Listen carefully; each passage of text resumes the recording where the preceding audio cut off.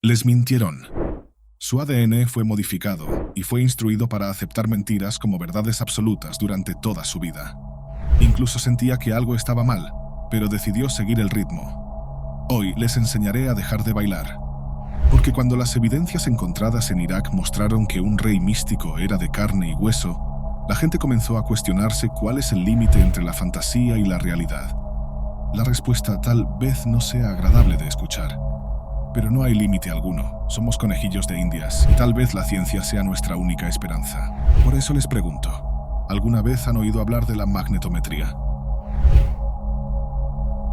Saludos a todos si estás interesado en religión, alquimia, cábala, filosofía o la historia del ocultismo. Asegúrate de suscribirte aquí en Camino Etéreo. Cada suscripción es un gran apoyo para los videos que hago en mi canal. Esta es un área de la ciencia que investiga la geofísica de un objeto determinado basándose en las particularidades del campo magnético. Este método se usa especialmente en rocas y subsuelos. Lo que hacen los especialistas es usar el magnetismo que se origina en la estructura atómica de los minerales para establecer cómo un material se comportará ante un campo magnético externo. El comportamiento del material puede definirse a través de 3 clases específicas. Cada una de estas clases explica no solo el comportamiento, sino también la reacción de los átomos con el campo magnético, el sentido cronológico, la ocurrencia y qué tan estática se ha vuelto esa relación a lo largo del tiempo.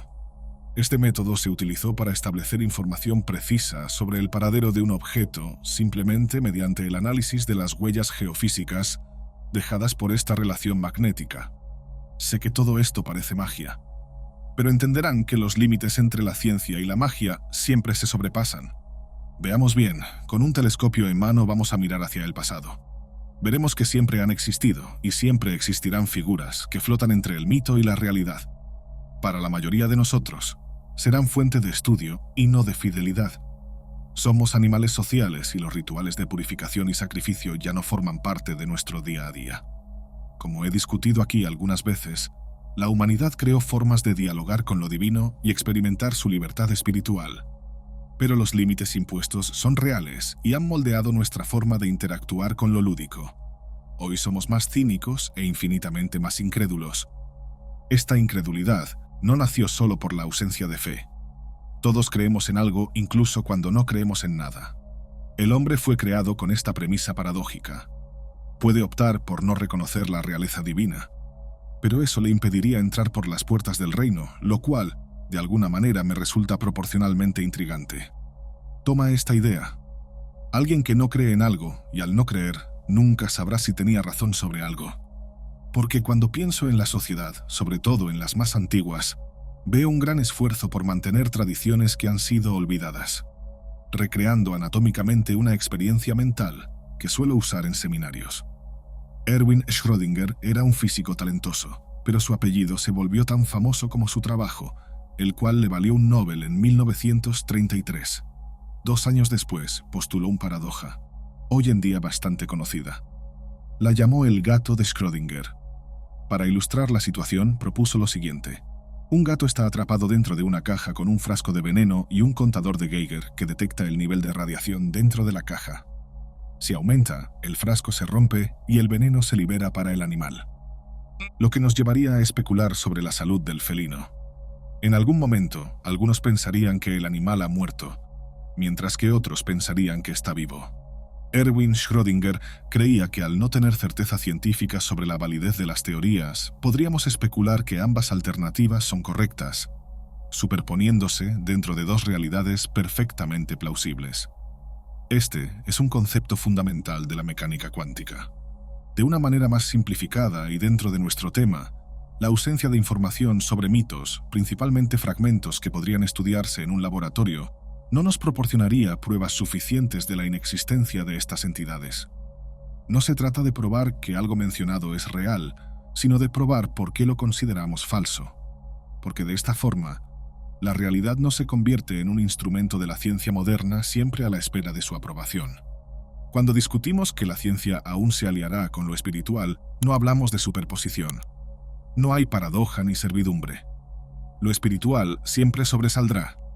Por eso necesitamos hablar sobre Gilgamesh, el legendario rey de Uruk, mitad hombre y mitad dios, que reinó sobre Sumeria. Las historias sobre híbridos divinos no son raras en diversas culturas. Pero en 2003, los científicos afirmaron haber descubierto la tumba de Gilgamesh cerca del río Éufrates, en Irak, lo que trajo a la luz cuestiones inquietantes. Esto nos lleva a reflexionar sobre las antiguas leyendas.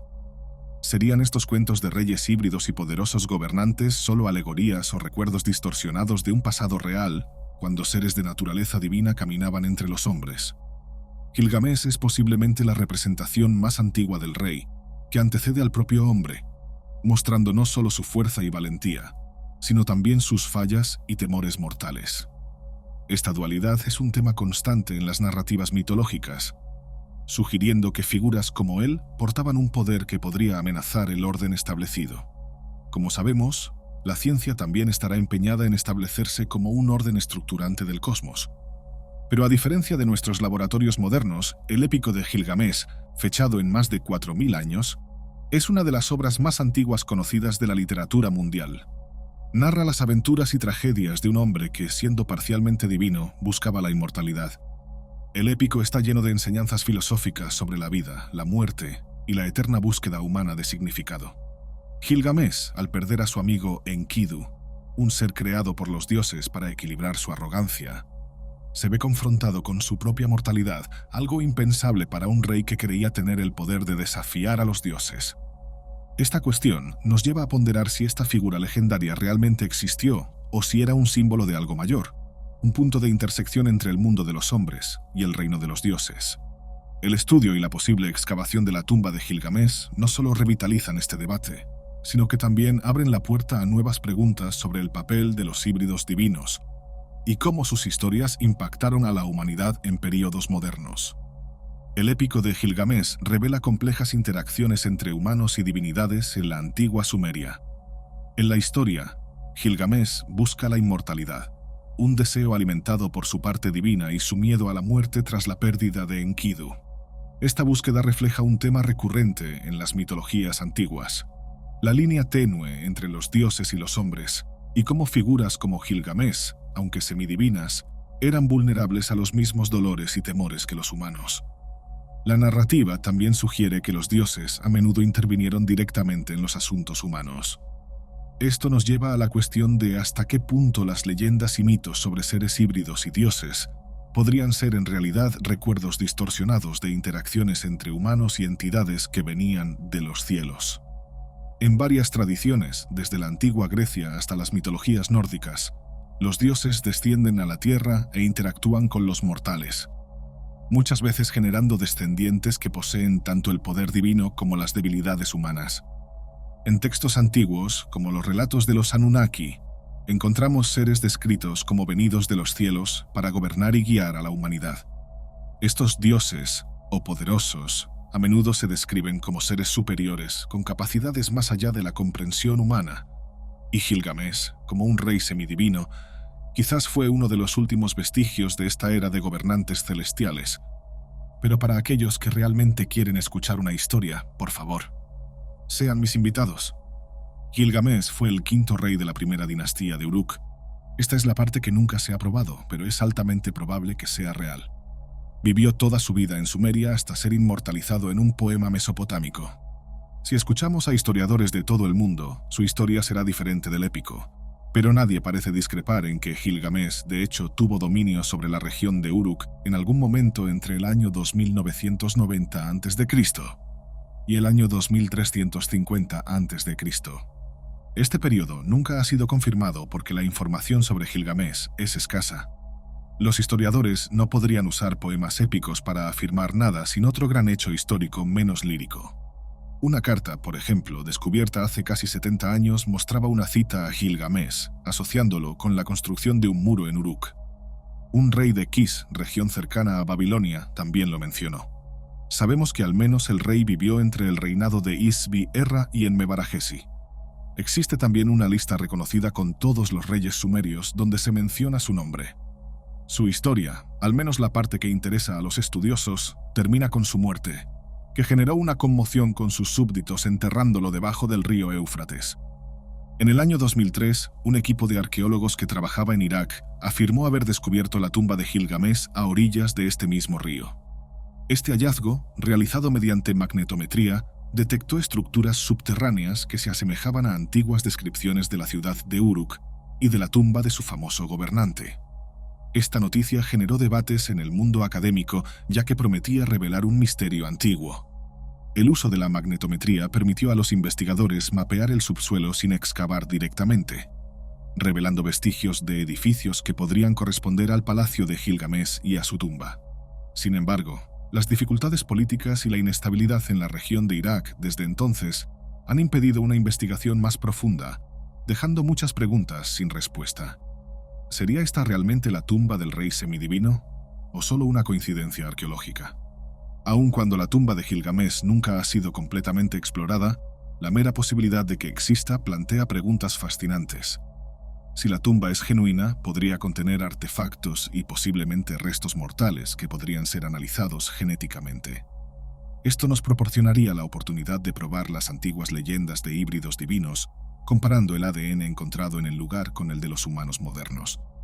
Tales descubrimientos no solo podrían confirmar la existencia histórica de Gilgamesh, sino que también desafiarían nuestra comprensión del origen de la humanidad. Hasta el momento, la información sobre el descubrimiento sigue siendo limitada, y la tumba de Gilgamesh continúa siendo un enigma envuelto en misterio. Sin embargo, el simple hecho de que estos descubrimientos sean posibles nos recuerda la rica tapicería de mitos y realidades que componen nuestra historia antigua. Es una línea tenue entre lo que consideramos hecho y ficción, y el descubrimiento de la tumba podría ser la clave para desentrañar esta antigua frontera. Figuras medio humanas y medio divinas no son exclusivas de la antigua Sumeria. Varias mitologías alrededor del mundo mencionan seres híbridos que poseían poderes sobrehumanos y al mismo tiempo vivían entre los mortales. Un ejemplo clásico es Hércules de la mitología griega, hijo de Zeus con una mujer mortal. Él, como Gilgamesh, enfrentaba desafíos que ponían a prueba su fuerza y humanidad, pero estaba destinado a ser más que un simple hombre. En la mitología hindú, el concepto de avatares divinos, descendiendo a la tierra para restaurar el orden entre los mortales, lleva un tema similar. Krishna, el octavo avatar de Vishnu, mezcla su naturaleza divina con la experiencia humana, ayudando a moldear el destino de la humanidad. Estos seres de transición a menudo servían como mediadores entre el mundo de los hombres y el de los dioses. Gilgamesh, como un rey híbrido, no era solo una figura de poder político, sino también espiritual, siendo el puente entre estos dos mundos. Esta universalidad del rey híbrido saca a la luz una cuestión intrigante. ¿Serán estas narrativas recuerdos antiguos de interacciones con entidades superiores? Algunas teorías sugieren que las historias de Gilgamesh, así como las de Hércules, Krishna y Osiris en Egipto, podrían ser memorias distorsionadas de encuentros con seres que no eran ni enteramente humanos ni completamente dioses. Estos seres podrían haber venido de los cielos, como los Anunnaki, y sus historias habrían sido transmitidas a diferentes culturas alrededor del mundo. Estas figuras híbridas también pueden verse como arquetipos universales, representaciones del deseo humano de trascender la mortalidad y alcanzar un poder más allá de la comprensión. Esto es evidente en todas las culturas que preservaron tales leyendas, en las que el héroe híbrido a menudo trae profundos cambios para la sociedad, ya sea a través de conquistas o mediante lecciones morales o espirituales. El concepto de rey híbrido podría alinearse con una teoría intrigante que ha ganado fuerza en círculos esotéricos y científicos: la hipótesis de que la humanidad fue diseñada o alterada genéticamente por civilizaciones avanzadas. Científicos han identificado patrones curiosos en el ADN humano que sugieren una codificación no del todo natural. Esto abre la posibilidad de que seres superiores como los Anunnaki puedan formar parte de una historia antigua e intrigante de la humanidad. Es posible que seamos solo una invención de seres superiores que aterrizaron aquí hace mucho tiempo y descubrieron cómo podían recrear organismos vivos para poblar el lugar. Esto tiene sentido si analizamos que tanto la Biblia, si tomamos un referente religioso, como la ciencia, afirmarán que la mayor civilización de la historia fue la egipcia. El gran cuna de la humanidad residía en las ruinas que una vez fueron muros que dieron origen a los procesos urbanos modernos entre los pueblos sumerios, asirios, babilonios y caldeos. Pero esta información es reciente. Hace 3 décadas, la gente daría otra respuesta al ser preguntada sobre cuál fue la civilización más antigua de la humanidad. Incluso el concepto de civilización ha cambiado. Si pensamos en términos claros y objetivos, para ser una civilización no basta con que un pueblo viva en torno a un asentamiento. No se trata solo de un proceso urbano y cultural, aunque también lo sea. Cuando hablamos de civilización, estamos hablando del potencial cultural, lingüístico y del legado histórico. Esto demuestra que las personas solo se concretan socialmente en unión. Entonces, podríamos fácilmente decir que los sumerios fueron la primera civilización entre todos los pueblos que surgieron y de ellos derivaron otros, como los babilonios, que elevaron el conocimiento de la escritura, sobre todo de la escritura cuneiforme, y aún trajeron nuevos descubrimientos matemáticos. Otra prueba de que una civilización necesita contribuir en el presente y en el futuro. Fueron los sumerios quienes, según algunos investigadores, trajeron el concepto clásico de religión. Ellos construyeron grandes templos llamados zigurats, compuestos por diversas plataformas que llevaban a pisos superiores. Cada estructura albergaba hasta 7 pisos. Lo interesante es que los sumerios no usaban el templo solo para cultos religiosos. Allí también celebraban asambleas y realizaban observaciones astronómicas. El término zigurats también demuestra un conocimiento arquitectónico único. Sería el mismo tipo de construcción que llamaría la atención de los divulgadores y defensores del paleocontacto. Traigo esta información para que podamos pensar de manera práctica si la gran civilización, la primera de todas, no sería por sí sola un empeño arquitectónico, un objeto animado sin ninguna ciencia sobre sus funciones. Cuando vemos que para los sumerios, de quienes heredamos mucho, tenían una visión más amplia de la religión, me pregunto si hoy en día no estamos demasiado limitados. Porque ellos entendían, ya fuera por una programación o por una sabiduría elevada, que no existe mente sin alma y, por más sorprendente que pueda parecer, no hay trascendencia sin el cuerpo. Lo que me lleva a pensar que, seamos o no criaturas creadas por una inteligencia espacial moderna, lo importante es admitir en algún punto que somos como René Descartes definía al hombre, como alguien que a través de una idea, un simple pensamiento, se concreta. Nuestra existencia está destinada a su dualismo. Él argumentaba que la mente y el cuerpo no son sustancias distintas. Piensa en 2 ríos separados que se encuentran al final. Los dos están íntimamente ligados. Es importante que hagamos también una explicación básica aquí. Descartes creía que la mente, un ambiente inoperante por el mecanicismo físico, era el alma. Ella aprendía lo inmaterial y en ausencia del toque razonaba. El cuerpo, al ser material, experimenta el mundo enviando señales sinápticas que solo la mente capta. A través de esta percepción sensorial traducida, el alma trascendería. Esta sería nuestra ingeniería. Somos seres científicos, religiosos y fieras sociales. Para la ciencia, la estructura básica del hombre es el resultado complejo de miles de millones de años de evolución, con nuestro ADN cargando las marcas de adaptaciones y mutaciones necesarias para la supervivencia. Incluso si realmente somos conejillos de indias en un plan elaborado por criaturas interdimensionales, somos versiones mejoradas y actualizaciones que han llegado al punto de agotamiento intelectual. Es posible que estemos al final de la línea de producción o esperando una completa revisión, porque los recientes descubrimientos de secuencias de ADN que parecen artificialmente modificadas abren la posibilidad de que podríamos haber sido diseñados o alterados por inteligencias superiores, lo que nos proyecta como animales arquitectónicos que evolucionaron a partir de una manifestación científica y no religiosa, como la mayoría de nosotros cree.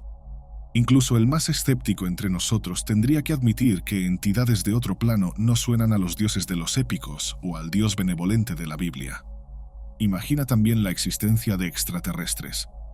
Desde fuera, si fueran tan evolucionados como imaginamos, serían vistos como seres de un poder inestimable. Si un hombre en la caverna te viera con tu iPhone hoy, probablemente te temería o te atacaría. Pero si fueras visto en Europa, especialmente en los siglos XV y XVI con la expansión marítima y la creación de la brújula, del astrolabio y de embarcaciones con materiales más refinados y duraderos, recibirías un altar moderno.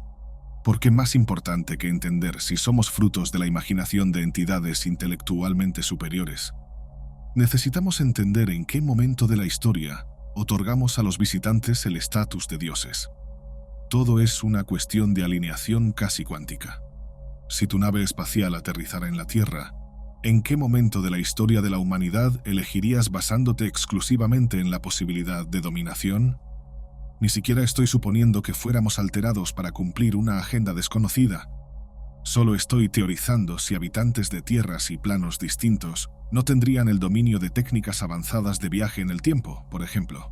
Este tipo de teoría, aunque suene fantasiosa, siempre me ha quitado el sueño. Siempre he imaginado que si alguien quisiera dominar a la humanidad, sería más fácil elegir momentos del pasado para reconstruir una mentalidad sugestiva, altamente propicia y aún así completamente ciega.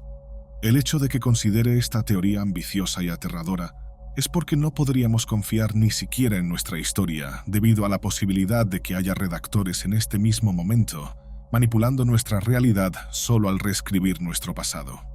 No podríamos creer ni siquiera en la religión porque podría ser una herramienta de manipulación, lo que en realidad no sería una sorpresa. Muchas tradiciones hablan de dioses que crearon a la humanidad. Sin embargo, si consideramos a estos dioses como seres avanzados de otras civilizaciones, eso no disminuiría el impacto de sus acciones, pero cambiaría nuestra comprensión de la creación. Estos seres, con tecnología y conocimiento mucho más allá de nuestro alcance, podrían haber desempeñado el papel de creadores, moldeando a la humanidad según su visión. Cuando hablamos con dioses, me pregunto constantemente, ¿estamos enviando mensajes codificados al espacio? El hombre, y esto es todo lo que sabemos, evolucionó de una fiera social, moldeado por sus interacciones y su entorno. Se convirtió en un animal mucho más domesticado. Esto no es una crítica. La socialización fue importante para el desarrollo humano y nuestra capacidad de crear y mantener sociedades complejas revela nuestra propensión a lo comunitario y a la creación de civilizaciones. Si fuimos diseñados por seres superiores, esto podría explicar nuestra habilidad única para vivir en comunidades estructuradas y nuestra búsqueda incesante de comprender nuestro lugar en el universo. Esta teoría no solo nos lleva a reexaminar nuestros orígenes, sino también a reflexionar sobre el propósito de nuestra existencia. Si fuimos creados por seres de otra civilización, ¿cuál sería la intención detrás de eso? ¿Seríamos un experimento, una extensión de sus propias civilizaciones o algo más? Otra teoría afirma que cada persona, viva o muerta, lleva un mapa genético único que al mismo tiempo nos une como individuos sociales. Este mapa habría sido dejado por los creadores antes de que se pronunciara la primera palabra o se expandiera la vida. El hombre, ciertamente, llegó tarde al mundo. Cuando miramos las estrellas en el cielo, no estamos viendo estrellas, solo se ven sus sombras, porque ya se han extinguido hace años. El hombre sería un acontecimiento del pasado.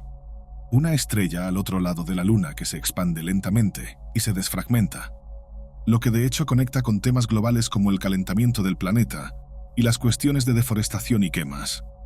Entonces, volviendo al mapa, este sería nuestra salida para todo esto. Como si cada uno de nosotros, filosófica y científicamente hablando, llevara la respuesta a dos preguntas que siempre hemos hecho. ¿A dónde vamos y de dónde venimos? Al observar las antiguas historias de intervención divina, ya sea en Sumeria, Egipto o en las Américas precolombinas, emerge una línea común. La llegada de seres celestiales que no solo gobernaban, sino que modificaban a los humanos. Algunos sugieren que estos relatos son ecos de experimentos biológicos realizados por estos seres. Por ejemplo, los Anunnakis son descritos como responsables de crear a la humanidad, moldeando al hombre a su imagen. Es obviamente aterrador imaginar que todo lo que ha sucedido y lo que está por venir es un retraso cósmico, porque nuestra mente y cuerpo no pueden procesar la luz a través del espacio de manera fidedigna. No sé si todo esto es real, pero si estas teorías fueran ciertas, eso podría explicar la existencia de figuras como Gilgamesh, que supuestamente era en parte humano y en parte divino, un híbrido genético de los dioses que caminaba entre los mortales. La búsqueda de la inmortalidad, tan fuertemente asociada con estas figuras, podría ser un intento de recuperar la perfección que los humanos tenían antes de la caída o antes de ser limitados por su propia biología. Porque, obviamente, habríamos sucumbido a un error genético o a un virus creador que impuso límites a los hombres. Estas ideas son controvertidas, pero comienzan a ganar espacio en las discusiones sobre el origen de la humanidad. Si las pruebas genéticas continúan apuntando hacia patrones inexplicables, tendremos que considerar la posibilidad de que seres avanzados hayan desempeñado un papel en la evolución humana. Si aceptamos la posibilidad de que la humanidad tuvo contacto con seres superiores, ya sean dioses o extraterrestres, entonces las representaciones artísticas de las culturas antiguas pueden verse de otra manera. Imágenes de figuras divinas aladas, discos voladores esculpidos en templos y textos que describen vehículos celestiales se vuelven menos alegorías y más registros de eventos reales. En el arte rupestre de la India y Sudamérica, por ejemplo, encontramos grabados de objetos que se asemejan a naves espaciales. En Egipto, las pirámides y otros monumentos han sido asociados con supuestos encuentros con civilizaciones más allá de la Tierra. Estas representaciones sugieren una continuidad en la forma en que las civilizaciones antiguas entendían y transmitían sus interacciones con estos seres. Claro que aquí debemos separar el entendimiento más complejo del mundo y la comprensión más arcaica. Sería difícil para una civilización, por más avanzada que fuera, reproducir un objeto desconocido. Sin referencias, les atribuían nombres simples sin apelación simbólica, solo descriptivos.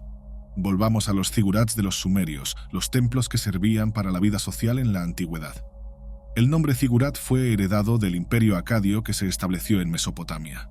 El vocabulario de este pueblo era muy literal a veces. Zigurat significaba construcción de edificio alto. Incluso Mesopotamia tenía un significado descriptivo. Como la región estaba entre dos ríos, el Tigris y el Éufrates, el nombre significaba simplemente tierra entre ríos. Con esto, es posible afirmar que en el proceso de construcción lingüística y cultural, estos pueblos no habían contemplado formas variadas para explicar fenómenos complejos. Tal vez por eso fueron tan fervorosos en sus convicciones sobrenaturales, porque estas sociedades eran muy espiritualizadas. Además, figuras híbridas como Gilgamesh podrían haber servido como modelos para transmitir este conocimiento, convirtiéndose en símbolos de un pasado ancestral que a lo largo del tiempo fue mistificado o olvidado.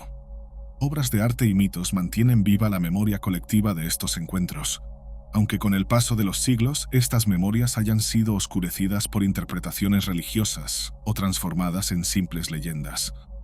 La propia Biblia contiene historias que, cuando se leen bajo esta óptica, pueden sugerir contactos con seres de otro mundo. Relatos como el de Ezequiel, que describe un carro de fuego descendiendo del cielo, o la lucha de Jacob con un ángel, pueden interpretarse como referencias a interacciones con seres avanzados. La línea entre mito y realidad se vuelve cada vez más tenue a medida que redescubrimos el pasado a la luz de nuevas teorías. A pesar del entusiasmo generado por el posible descubrimiento de la tumba de Gilgamesh en el año 2003, la inestabilidad política en Irak rápidamente sofocó las esperanzas de una investigación más profunda. La guerra y los saqueos a los sitios arqueológicos causaron un enorme retroceso en la preservación de la historia. Valiosos artefactos fueron destruidos o vendidos en el mercado negro, privando a la humanidad de información crucial sobre la civilización sumeria y posiblemente sobre los orígenes de las dinastías divinas. Además de las dificultades logísticas, el mundo arqueológico aún enfrenta el desafío de validar descubrimientos como el de Gilgamesh. En muchos casos, las evidencias siguen siendo inconclusas y dependen de tecnologías más avanzadas para un análisis más preciso, como pruebas de ADN o nuevas técnicas de escaneo subterráneo.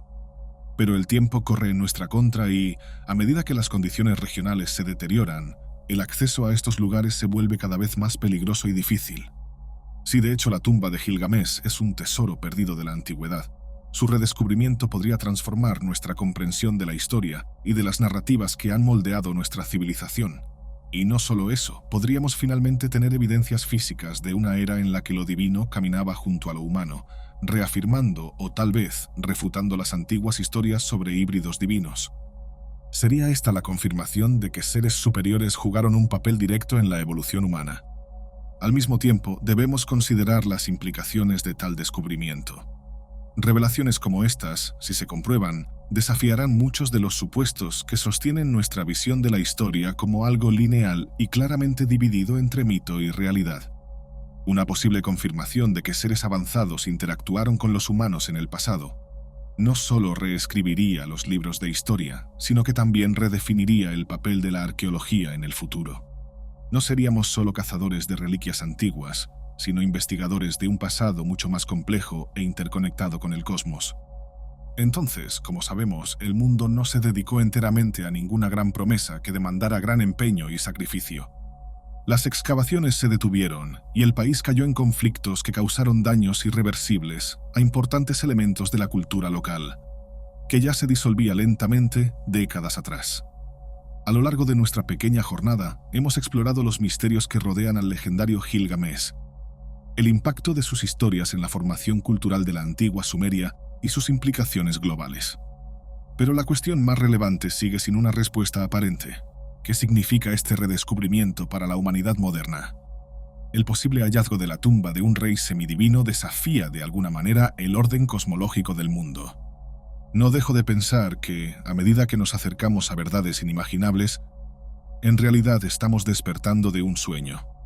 Es triste imaginar que hemos perdido demasiado tiempo discutiendo temas que, en el fondo, nos han llevado a callejones sin salida, inmunes a los esfuerzos de personas serias, porque esa información no es ampliamente divulgada.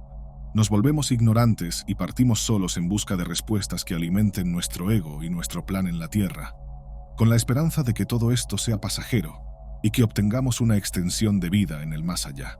Desafortunadamente los traigo al centro, pues la vida es mucho más compleja que el bien y el mal, la noche y la mañana, y su moral religiosa. ¿De verdad creen que en un entorno creado por Dios o por seres desconocidos, ustedes son los elegidos, aquellos que llevarán adelante el Evangelio? ¿Será que nosotros, todos nosotros, somos productos defectuosos creados para adorar a dioses pero nos rebelamos porque nos consideramos dignos en un mundo con 8.000 millones de personas? Un mundo que ha crecido lentamente en los últimos años, desde las civilizaciones referenciadas aquí, donde la expectativa de vida era baja. Se estima que la humanidad, cuando dominó la agricultura, tenía 5 millones de habitantes distribuidos globalmente. Hoy somos una población inimaginable. El crecimiento poblacional cambió los medios de transporte, pero nunca redujo la velocidad. Me imagino la siguiente imagen si realmente fuimos planeados artificialmente. Acompáñenme. Primero, creas al hombre. No lo posicionas en ningún punto claro y específico. Simplemente lo arrojas al mundo como una semilla que germina fácilmente. Pero le proporcionas alimento para el cuerpo y la mente. Le enseñas sobre batallas cósmicas que, adaptadas a la realidad del hombre, cuentan cómo el mundo complejo pasó a existir a partir de un grano de arena. Le cuentas esas mentiras seduciendo al hombre para que salga de su cueva. Luego estableces un plazo. Este es un test que solo las generaciones futuras podrán cosechar. Pero el hombre no envejece, y solo su mente se pierde en el horizonte. En poco tiempo, muchos hombres son destruidos, y nuevas versiones son idealizadas y completadas desde cero. Tal vez, físicamente hablando, las primeras versiones se parecían más a los simios. De ahí que viniera la herencia del hombre. Cada versión, un nuevo ser aún más autónomo. Pero faltaba algo. Porque el hombre era semilla, pero también necesitaba germinar. Y a través de la creación de una compañera, la procreación se convirtió en un instrumento de posteridad y extensión de la vida. Hijos que derivaron de este primer ejemplar contaban su historia a través de una oralidad corroída por el tiempo. Imaginación, dominio y procesos culturales sangrientos moldearon narrativas que salieron del mismo lugar pero encontraron nuevos destinos. El hombre se expandió con sus nuevas fronteras y su ambición. Durante la Edad del Hierro, exactamente un milenio antes de Cristo, la expectativa de vida era de 10 años. Entonces el hombre pensó en Matusalén y empezó a anexar al cuento sus deseos. El tiempo en aquella época era el mayor de los problemas, pero esa máquina evolucionó una y otra vez hasta que pudo prever enfermedades e intervenir directamente. Fue entonces cuando el hombre comprendió la ciencia, lo que aquí llamaríamos la instrumentalización de la creación. El método utilizado en el proceso de estructuración del hombre. Este conocimiento rivalizaba con la espiritualidad, el armazón de preguntas sin respuesta creado por el hombre. Con este conocimiento, supo en ese instante que el aire que llenaba sus pulmones no era un gesto mecánico, sino una necesidad. Y así respiramos el aire que teníamos y buscamos nuevos aires. Esa ambición destruyó al hombre internamente y al planeta externamente. El aire que nos parecía caro se volvió irresistible. Incluso con los accidentes en el camino, como la muerte de 100 millones de personas en el Imperio Bizantino en el siglo VI debido a una epidemia, seguimos adelante. En el año 1800, la población mundial era de 1.000 millones. Una locomotora que nunca dejó de subir. Si nos tomó tanto tiempo alcanzar esa cifra en el pasado, en los últimos 12 años la hemos superado sin mirar atrás. Un récord. Si todas las personas que han muerto estuvieran vivas y se sumaran a la cuenta poblacional ahora, seríamos 108.000 millones de personas compartiendo este planeta. Pero les advertí que este proyecto tenía un plazo y creo que estamos más cerca de lo que nunca imaginamos. El plan podría no ser exactamente la autodestrucción, pero si somos parte de un test cósmico, seguramente este no sería el resultado esperado. Si personajes folclóricos y reales como Gilgamesh trascendieron lo humano y lo divino, estaríamos ante una evidencia concreta de que las leyendas y tradiciones poseen un núcleo de verdad mucho más profundo de lo que jamás imaginamos, y mostraría que podemos hacer algo para frenar esta locomotora. Si consideramos que Gilgamesh no era solo un personaje mítico, sino una figura real que gobernó la antigua Sumeria y cuyos logros inspiraron el épico de Gilgamesh, entonces la narrativa de la humanidad y nuestra búsqueda del poder divino adquiere un nuevo significado. Gilgamesh representa la fusión entre lo humano y lo divino, la búsqueda de la inmortalidad y la lucha constante entre el poder absoluto y la fragilidad mortal. La confirmación de su existencia pondría en duda la visión lineal y estrictamente científica de la historia. Pero más que eso, el redescubrimiento del pasado a través de figuras como Gilgamesh plantea una cuestión paradójica. ¿Hasta qué punto las narrativas mitológicas antiguas son en realidad registros de acontecimientos históricos reales? Los héroes descritos en leyendas globales como Hércules, Krishna y Osiris podrían haber sido figuras reales, híbridos de una línea divina cuyas vidas fueron eternizadas en los textos antiguos. ¿Y si esta línea semidivina fuera el resultado de intervenciones superiores, como los Anunnaki? ¿No estaríamos a punto de una revolución en nuestra comprensión de la historia de la humanidad? Creo que nunca comprenderemos verdaderamente la autoría de esta historia, porque además de animales sociales, somos animales mortales cuya existencia es frágil y efímera.